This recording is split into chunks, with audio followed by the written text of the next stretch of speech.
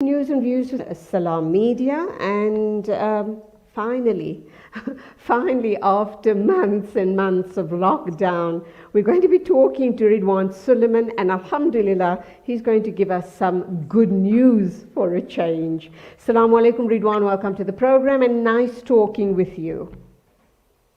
Walaikum salam. Thanks again for having me.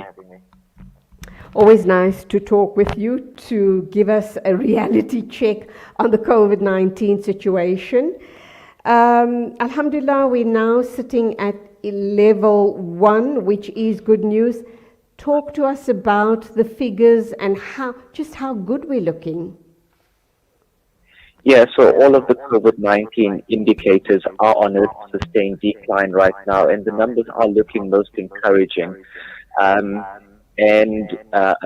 We've nationally moved out of the third wave a couple of weeks ago, but promisingly now we can confirm that all of the 9 provinces too have also formally exited the third wave. This is the first time since the start of the pandemic that all 9 provinces are out of a wave. So this is most encouraging. Just a quick look at the numbers. The number of confirmed cases has declined this past week again. We're averaging just over 800 new cases per day across the country. That figure decreased by almost 40% compared to a week ago. Importantly, too, that the test positivity rate has also declined.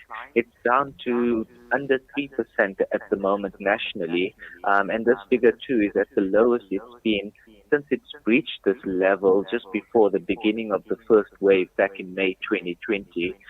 So those 2 leading indicators are looking quite encouraging right now. But even more so is the number of new hospital admissions are on a decline. We saw just under 2,000 new hospital admissions across the country in the previous week, down 22% compared to the week before, and all provinces are reporting a decline there too. And while we still have a number of deaths that are being reported, on average 77 deaths per day, the figure has been declining and down 28% compared to a week ago. Lest we become too complacent, Ridhwaan, we have been hearing talks for a while now that there is a 4th wave that will be visiting us, I guess, at some point in the near future. Do you think this will be because of the year-end holidays and lots of, people holidaying in all parts of the country, and possibly global travel being involved as well?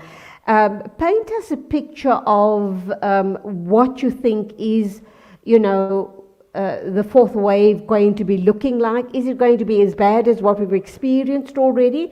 Or are we over the worst now, not only locally, but globally as well? So it's difficult to predict accurately and to say exactly what's going to happen, since there are a number of different variables and a number of assumptions that come into play.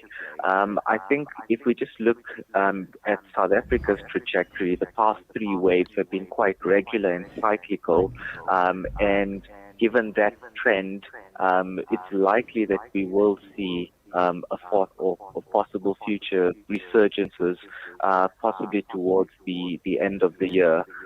What needs to be taken into account, though, is how long current immunity levels may last, so the longevity of immunity. I think that at the moment there are currently quite high levels of immunity, both due to infection, so natural immunity, as well as acquired immunity as well, but the longevity of that remains unknown. Of course, the biggest unknown, though, is whether any new variants may emerge as the virus evolves, and whether these variants may displace the currently dominant Delta variant. I think that's the big unknown. If the Delta variant remains dominant, I think just due to high levels of immunity, we hope not to see as severe or as prolonged wave as we have seen thus far. We're almost at a point of normality in the country. What should be the very strong message from the Department of Health? I'm just thinking, myself included, we've become somewhat complacent, have we not? Yeah, possibly. I think a lot of us are COVID fatigued, and that's fair enough because we have been in this for quite a long time, and we have just gone through a long and devastating third wave. Unfortunately, though, the reality is that there still is ongoing transmission, and the virus is still here. The risk has certainly decreased, but we can't simply be complacent and let our guard down. I think while the numbers are low, encouraging and manageable, we can probably even be a bit more proactive and try to decrease this further and get to a lower base. And to do that, I think we can increase our surveillance and monitoring somewhat to try and monitor for any possible cluster outbreaks and stop those in their tracks before they become super spreader events. So I think we can be more proactive during this time and certainly not become complacent at this stage. Okay, I think globally all eyes are still very much on the COVID-19 issue, even though most countries have reached acceptable levels of citizens being vaccinated, etc. We will still be monitoring this very, very closely, and undoubtedly we'll be talking with you on a regular basis. Thank you indeed for your time. That was Ridhwaan Suliman, Senior Researcher at the Council for Scientific and obviously Industrial Research. Assalamu alaikum to you, Ridhwaan. Wa alaikum salam. Thank you again.